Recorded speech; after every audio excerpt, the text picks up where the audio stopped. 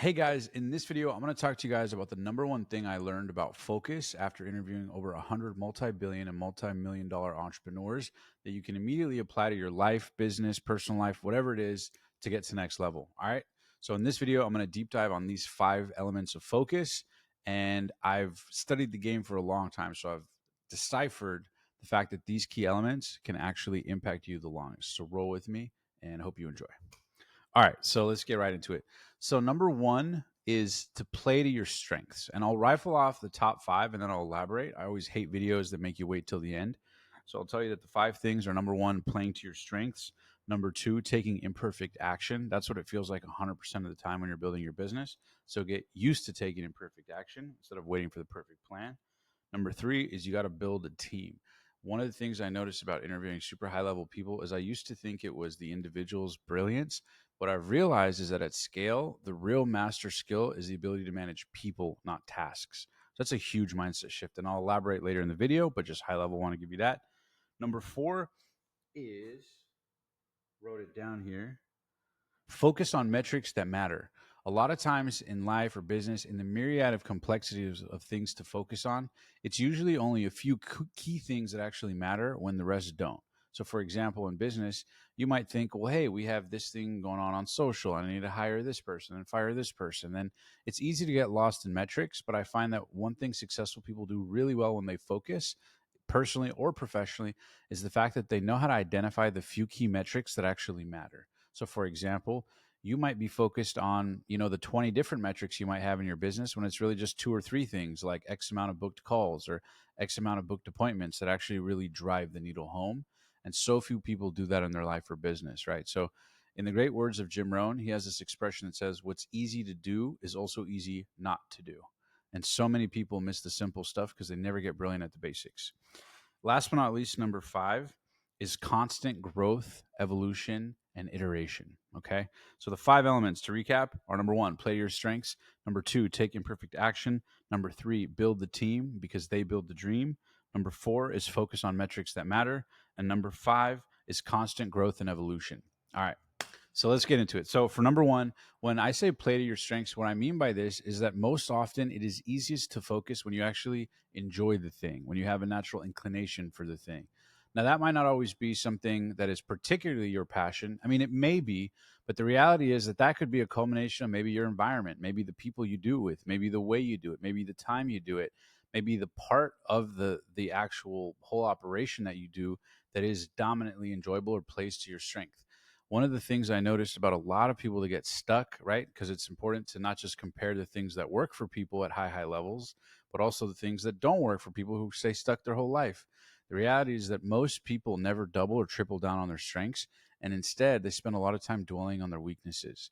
I can't tell you how many successful people I've met that literally don't even think about their weaknesses, right? They outsource their weaknesses. They outsource those anxieties, right? It's like they triple down. Even in my life, for example, in my strengths, like when it comes to laundry or cooking or any of the sort of rudimentary tasks that I'm not good at, it's literally easier for me to line up a billionaire interview in a foreign country than it is for me to clean my room sometimes. Not out of laziness, but just because of the way my mind works, right? It's a natural inclination of a strength that I have to do certain things, and working on weaknesses takes away bandwidth. So think of for yourself, what's the parallel, right? What are the things that you're good at? What are your strengths? Maybe it's talking to people. Maybe it's good skill sets in sales. Maybe you're super organized. Maybe you're good at putting projects together. Maybe you're good at branding. Maybe you're good at marketing. Maybe you suck at all the above, but you're really good at, maybe copywriting or stuff behind the scenes or whatever it is, right? Everybody has different skill sets. But I want to encourage you to really realize that focus really comes from internal momentum. And you want to start where with you already have momentum, right? Like, you want to kind of identify like where are the areas in life you're already focused, right? Maybe, if you think about like a kid who's playing video games, he doesn't have to rev himself up or get motivated or be disciplined to be focused in playing video games, right? He's spontaneously inspired from within to do it. So the closer you can kind of line up to things that you have a natural inclination for, a natural desire for, a natural curiosity for, you're going to improve your momentum, and as a byproduct, improve your focus instead of wasting that limited energy working on your weaknesses. In fact, it's kind of a weird stigma. A lot of people spend so much time working on their weaknesses, but I know for myself in particular, Like when I started my podcast and my YouTube show on my main channel, where I've interviewed all these legends on the Passionate Few, which we have links to down below, like I was great. My strength was communication. My strength was not organization. My strength was not video production. It was not editing. It was none of these things, right? It was my ability to get into high net worth rooms or get into high net worth opportunities or build up conversations with high level people, and B, putting people together. I know how to identify talent and put talent together.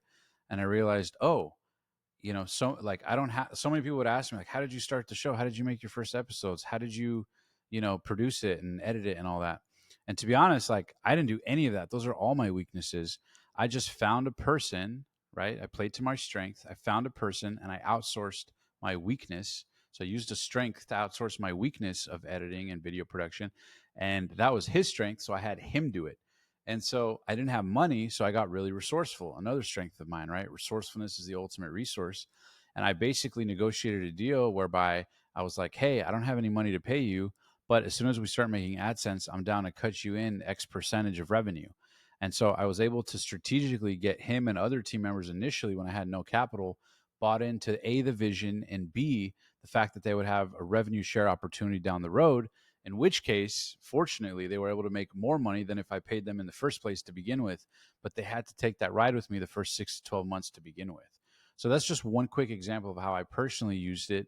And I want to encourage you to think on your own, like, what are some ways I can play to my skill sets, play to my strengths, and instead of working on my weaknesses, instead build my strengths up to a place where I have so much leverage from there that I can actually outsource my weaknesses, right? So for example, for me, I built on my strengths and was able to build revenue and opportunity based on those strengths, so that then from that leveraged place, I now have capital and resources to spend on my weaknesses and to take my time on them, right?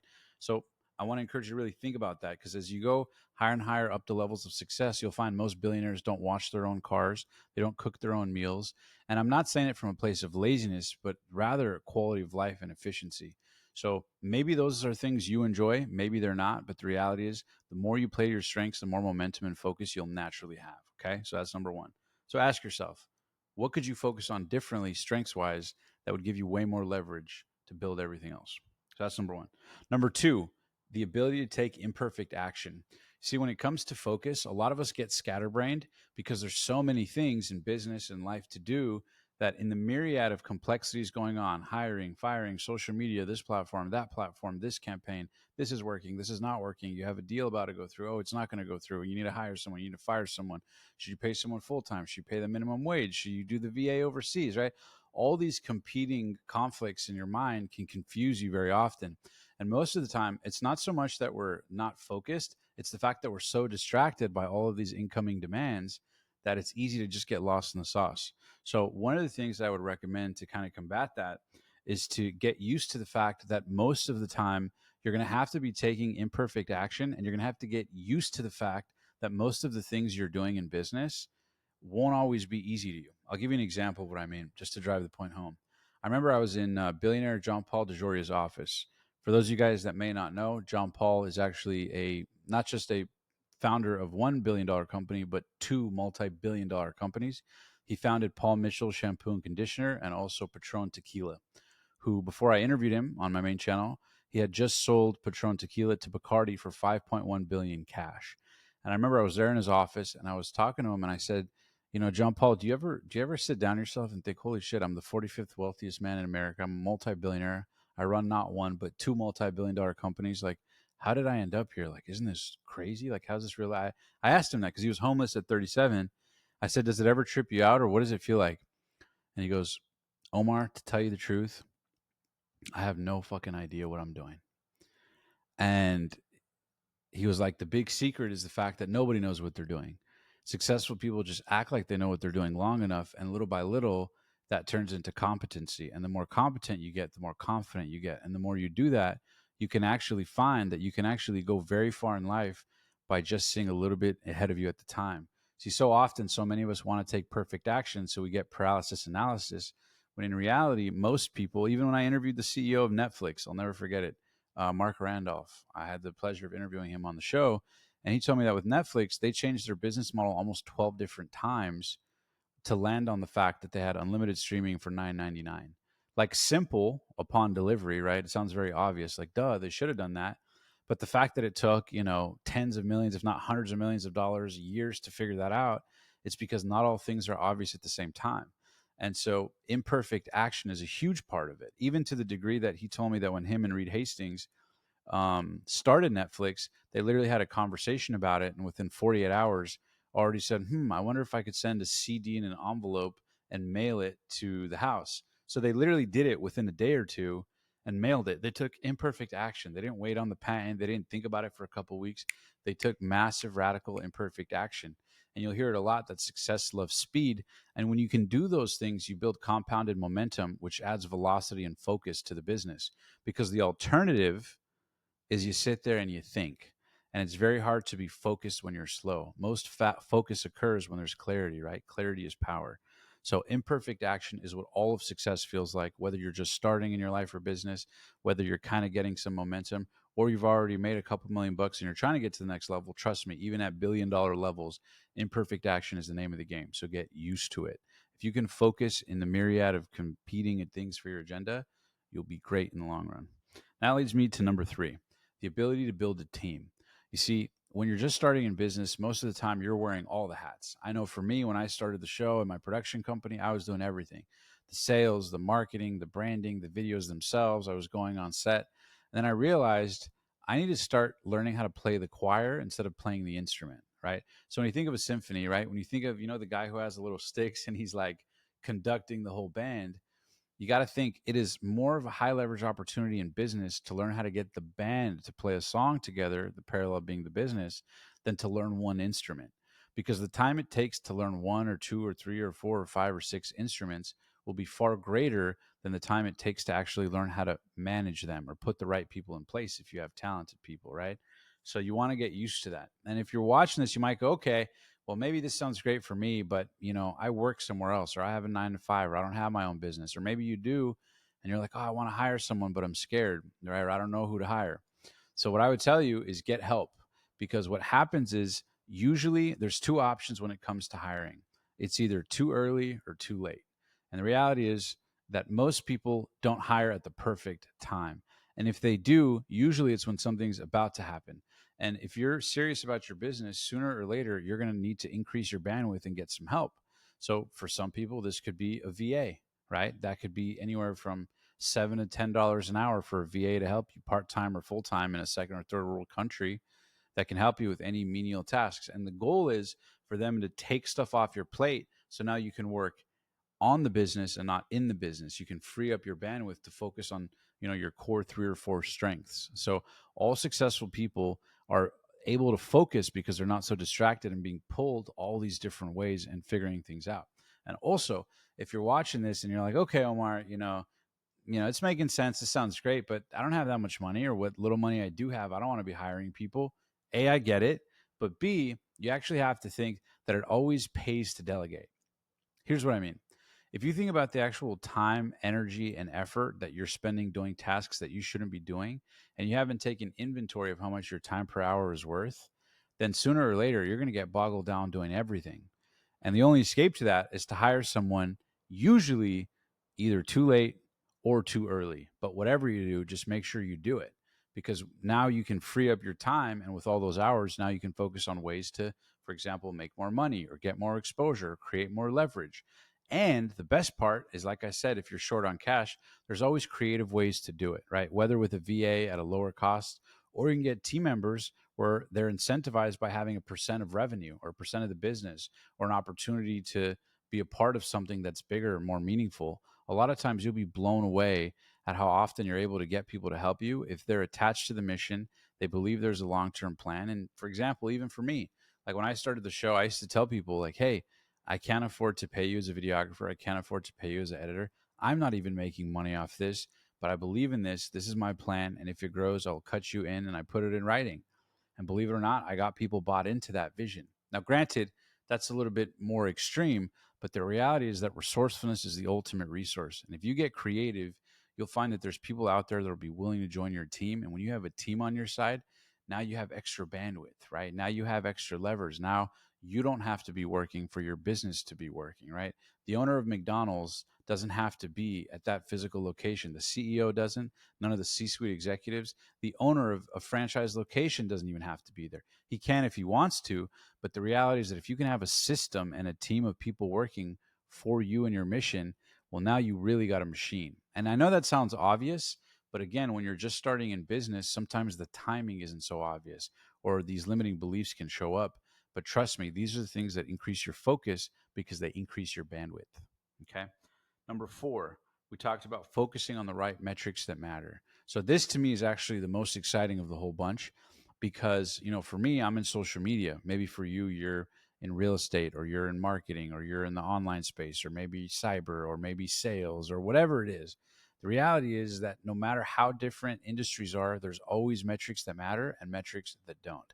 I would encourage you to really neuroassociate to like what are the core three or four or five metrics that actually truly matter in terms of driving the business, driving focus, and also driving revenue.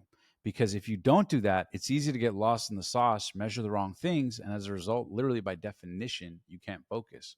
Right? The ability to focus is something that is predicated on having clarity on what the objective is, right? What are you reverse engineering for? If I know that no matter how big my business is or how many millions of dollars are moving here or there, the only three things that matter are truly a, generating leads every day, B, organizing cash flow to hit a certain X amount, and then C, making sure our reach is at a certain metric, then okay, cool. I can relax and know that although numbers and metrics can flow in other categories, these are the actual ones that matter. And it gives you a sense of peace and control that then enhances your focus too. And so you'll start to notice that, like, I know it sounds like a mouthful, but the reality is that there's all these little pieces and it's so easy to miss something if you don't pay attention to it. So I want to encourage you to ask yourself, what are the metrics that matter? Maybe you're in a 9 to 5 and you want to leave that 9 to 5. Maybe that you think like, oh, the market sucks and it's hard to find a job or whatever it is. But the reality is the only metrics that matter are how many places did you send your email or your resume to? How many places did you send or email your resume to? Number one. Number two, how many places did you call and leave a voicemail or follow up? And number three, how many places did you actually intentionally write down? Right? You might, like, if you focus on those three things, create way more opportunity than if you just try for a day or two or a week or two and go, the market sucks, it's hard to find a job, right? It's easy for us to get caught in these language patterns in our head, which limit us, right? Now, in a business context, those metrics can take on a different form, but the reality is that there's usually only 3 to 5 metrics that truly matter. And there's probably 10 or 20 that exist on your mind right now that are doing more to harm your focus than to help it. So remember, clarity is power. And then last but not least, we get to one that I've been learning lately, and that is constant evolution, iteration, and growth. You might have heard the expression new levels, new devils. And I can tell you beyond a shadow of a doubt that when I first started in business, I wanted to first learn how to go from 0 to 10K a month. And then it was like, how do I go from 10K to like 20K a month, and then 50K a month, then 100K a month, and then beyond. And what I realized is that every single one of those levels you learn something that stretches you, and then to get to the next level you got to learn another tough lesson, and so that never ends. You might think like, oh man, if I was making 10 grand a month or 50 grand a month or 100 grand a month, it would be a breeze. But the reality is there's new challenges at those levels, there's new beliefs at those levels, there's new limiting beliefs at those levels, there's new patterns of behavior, spending, hiring. There's so many different things that when you're dreaming of something you don't actually know, and then when you're in it it's way more heavy. And so a lot of times these inaccuracies of what you imagine something to be like and then what it actually is when you have it can actually cause people to self-sabotage. I know that that happened to me countless times over the course of my career, and I know for me, like, one of the biggest lessons is to anticipate the fact like, oh shit, as soon as I hit this goal I'm going to have to make some sacrifices to get to the next level. Maybe it's sleep, maybe it's new commitments, maybe it's new expenses, maybe it's hiring people at a higher caliber. Whatever it is, new levels, new devils, right? Think of Pokemon, for example, right? Like Charmander turns into Charmeleon, turns into Charizard. If you don't get the reference, that's okay. It probably dates me. But the reality is that no matter what, you have to constantly be evolving. Otherwise, you'll forever be stuck in this one-dimensional world. Literally, the only way to level up is to face the challenges, right? Face the things that are the walls that break you from who you are to who you could be at the next level. And realize that even if when you aspire to be a millionaire, you aspire to make X amount, or if I just had 100 grand saved, or if I just did this, The reality is that you'll still live in the same skin, bones, flesh, blood, vessels, organ. Like you're biologically the same. The difference is who you are on the inside. And so the more you can realize that the work works on you more than you work on it, it's about being the type of person that can forever grow, can forever evolve. And that's why you notice really successful people are constantly reading, they're constantly learning, they're constantly going to seminars, personal development events, they're investing in coaches, mentors. I myself not only coach and mentor people, but I have been mentored and I still have mentors and my mentors have mentors. And, even the Tony Robbinses of the world have their own coaches in various areas. And so you got to realize that the reason people at the top are constantly sharpening the axe is because they know that to get to the next level, there's going to be new levels, new devils, and that they got to be better and better.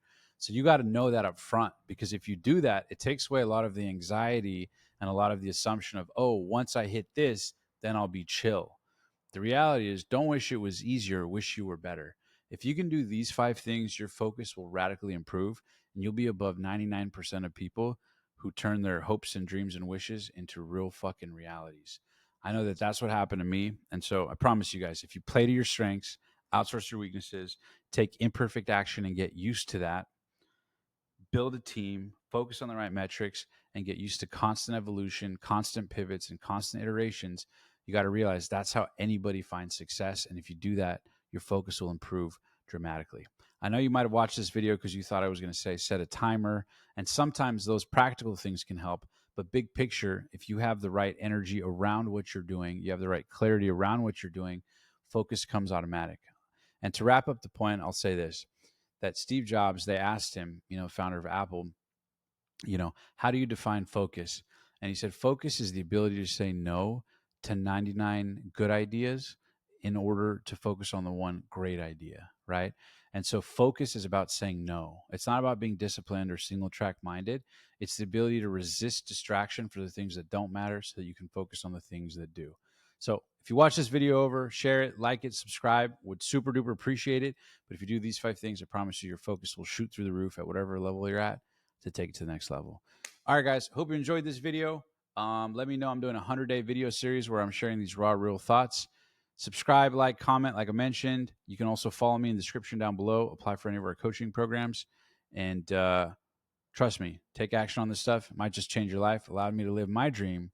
And I hope these little confession videos help you live yours. All right, I'll see you guys tomorrow. God bless.